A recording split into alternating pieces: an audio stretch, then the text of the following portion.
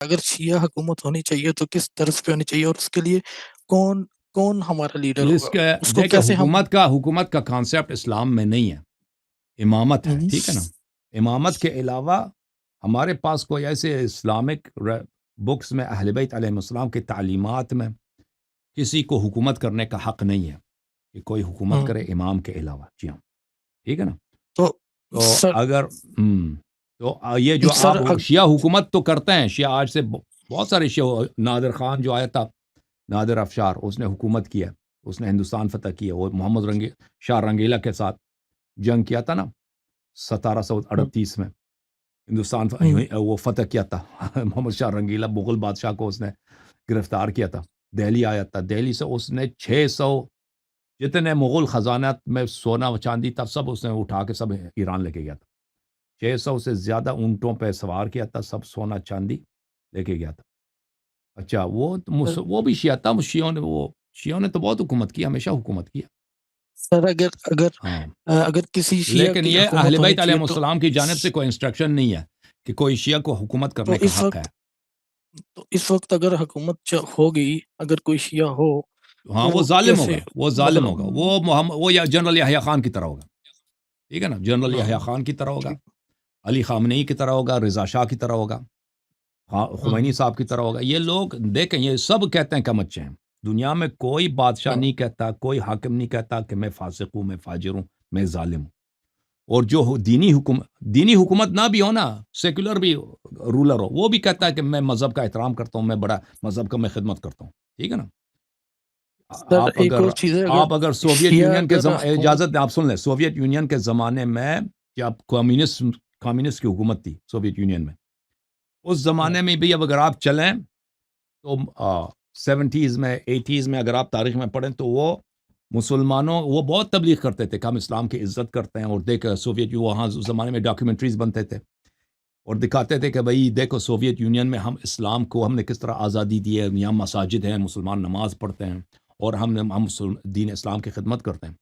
تو یہ تو ہر جگہ ہے، آج بھی نیتنیاہو بھی جو ہمیشہ وہ اپنی تقریروں میں یہی کہتا ہے، میں نے بارہا سنا ہے کہ اسلام ایک بہت عظیم دین ہے، ہم اس کے احترام کرتے ہیں، نیتنیاہو بھی یہی کہتا ہے، ٹھیک ہے نا۔ تو دنیا میں جتنے حکمران ہیں وہ نہیں کہتے کہ ہم اسلام کو نہیں چاہتے، یا ہم اسلام کو نہیں مانتے، یا ہم اسلام کی خدمت نہیں کریں گے۔ بالخصوص اگر کوئی شیعہ ہو یا سنی ہو یا اس طرح اس کو حکومت ملے، یہ تو یہ کہیں گے۔ لیکن کیا دیکھیں کوئی چیز شرعی کیسے ہوتی ہے؟ شرعی یہ ہوتی ہے کہ خدا اہل بیت علیہ السلام فرمائے نا تو تبھی شرعی بن جاتا ہے۔ اگر خدا اور اہل بیت علیہ السلام نے یہ انسٹرکشن نہیں دیا کہ تم حکومت بنا سکتے ہو تو پھر ختم ہے، پھر تو کوئی وہ گفتگو کا گنجائش نہیں رہتا۔ جی سر، آپ کیا کچھ کہنا چاہ رہے تھے؟ تو سر صرف ایک چیز ہے کہ کیا جیسے ابھی اہل سنت کی حکومت ہے ابھی سعودی عربیہ میں، ٹھیک ہے، تو کیا اس کے مقابلے میں اگر ایران کی حکومت کو کمپیئر کیا جائے تو یہ بہتر نہیں ہے؟ مطلب یہ اس وقت اگر شیعہ کو دیکھا جائے تو شیعہ حکومت کے بغیر معیار و حکومتیں ایک پرہیزگار دوسرے ہو سے جائیں بہتر ہو سکتی ہیں، یہ بات آپ کی صحیح ہے۔ گے۔ جی دیکھیں حکومتیں ایک دوسرے سے بہتر ہو سکتی ہیں، لیکن اس کا مطلب یہ نہیں جی کہ وہ اسلامی ہے، ٹھیک ہے نا۔ اب ٹھیک ہے، دیکھو، اسلامی نہ بھی ہو، اب لیکن ناروے کی اگر حکومت کو حکومت کے آپ اندر مقایسہ کریں سعودی عرب سے، کون سا بہتر ہے؟ ناروے کی حکومت بہت بہتر ہے، مجھ سے اگر جی پوچھیں نا، ناروے کی حکومت بہت بہتر ہے، وہاں پہ تو کیا وہ شیعہ بات۔ ہاں، اب دیکھ آپ کے شیعہ سعودی عرب معیار و میں عمل گار نہیں ہوں گے؟ 5 سال پہلے وہاں پہ مشرقی سعودی عرب میں انہوں نے کارروائی کی تھی، فوجی شیعہ علاقوں میں ہزاروں کی تعداد میں شیعوں کو انہوں نے قتل کیا تھا شہروں میں۔ اس کی خبریں جو ہے میڈیا میں بہت کم آئیں، لیکن شیعوں کو بہت قتل کیا ان لوگوں نے۔ جب بحرین میں وہ تحریک چلی تھی نا جمہوریت کے، اس زمانے میں بھی بہت شیعوں کو قتل کیا تھا ان لوگوں نے۔ تو یہ باتیں تو ناروے میں تو نہیں ہوتی نا، سویڈن میں تو نہیں ہوتی، سمجھ میں آ رہی نا۔ حکومتیں بعض اس طرح نہیں، ہر لحاظ سے، بعض لحاظ سے ایک دوسرے سے بہتر ہو سکتی ہیں، ٹھیک ہے۔ آپ کی پاکستان کی حکومت ہے اور کویت کی حکومت ہے، کون سا بہتر ہے؟ مجھ سے پوچھے تو میں کہوں کویت کی حکومت بہتر ہے، وہاں پہ کرپشن نہیں ہے، پاکستان میں بہت کرپشن ہے۔ حکومتیں ایک دوسرے سے بہتر ہو سکتی ہیں، لیکن اس کا دیکھیں کافر بھی ایک دوسرے سے بہتر ہو سکتے ہیں، ایک کافر ہے، 2 کافر ہے، 3 کافر ہے، 4 کافر ہے، سمجھ میں آ رہی نا بات آپ کو؟ مشرک ہندو، جی جی ان کا کردار ایک جیسا نہیں ہوگا، ایک دوسرے سے بہتر ہو سکتا ہے، لیکن اس کا مطلب یہ نہیں ہے کہ وہ جو ہے شریعت کے راستے پر ہیں۔ یہ حکومتیں غیر شرعی جی ہیں، یہ غیر شرعی حکومتوں میں تفاضل ہو سکتا ہے کہ ایک زیادہ ظالم ہے، ایک کمتر ظالم ہے، ٹھیک ہے نا۔ جی جی اگر میں یہ کہنا چاہ رہا تھا، اصل میں یہ میرا صحیح جو مین کوشچن تھا وہ یہی تھا کہ اگر اگر اس ٹائم اس وقت پہ اگر شیعہ کی حکومت نہیں ہوتی، کیا ایسا نہیں ہے کہ شیعہ بھی یاروں مددگار ہو جائیں گے؟ تو یہ جو حکومت بنتا ہے نا شیعوں کے نام پہ، یہ شیعوں کے لیے کام تو نہیں کرتا نا. آپ کو یہ غلط فہمی میں نہیں ہونی چاہیے. دیکھیں اگر ایسا حکومت بنتا ہے کسی شیعہ بادشاہ کا یا کسی شیعہ وزیر اعظم کا یا کسی شیعہ جنرل کا، وہ جو دین کی خدمت کرے گا وہ تو بہترین چیز ہے دنیا میں. اس کو کون نہیں چاہتا؟ اس کا تو ہم مخالف تو نہیں ہو سکتے نا. سن رہے نا؟